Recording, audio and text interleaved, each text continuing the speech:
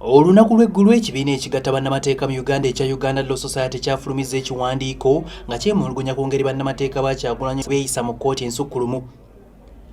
Kati ebbanga liweze bukya Kyagulanyi aloopa era nga yeemulugunya wabula nga wadde Kyagulanyi yatwala okwemulugunya kwe mu kkooti wabaddewo obutali bumativu ku ngeri omusango guno gye gukwatibwamu. Wabula okusinziira ku kibiina kya Law Society kigamba nti bannamateeka ba Kyagulanyi kye bakola kikyamu olw'engeri gye beeyisaamu ku nsonga za kkooti. Mu kiwandiiko kino Law Society egamba okusinziira ku ssemateeka afuga eggwanga lino munnamateeka takkirizibwa kuvvoola biva mu kkooti wadde abakolera mu kkooti gamba ng'abalamuzi.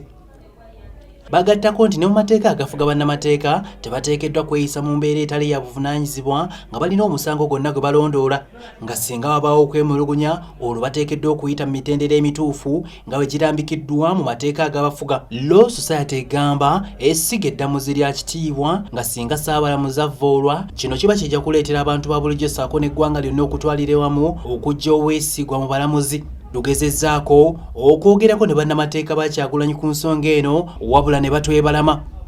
Kyagulanyi ne bannamateeka be baayagala okuggyayo omusango gwabwe mu kkooti olw'obuteesigasiga ddamuzi ekyaviirako ne Ssaabalamuzi wa Uganda Owiny Alfonso Dollo okubaatulira nti oba tebaagala biva mu kkooti olwo boolekere pulaani B yaabwe nga bwe baali bakirambika.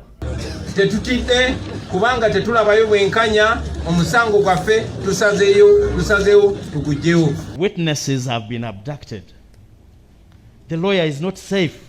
Kino kyaddirira oluvannyuma lwa Kyagulanyi okusuubiza ng'omusango bw'ayagala okugutwala mu kkooti y'abantu, ekintu aba Law Society kye bagamba nti kirina kubanga kiyita mu mitendera mituufu awatali kuvvoola kkooti ne Ssaabalamuzi oboolyawo n'akakiiko k'abalamuzi omwenda.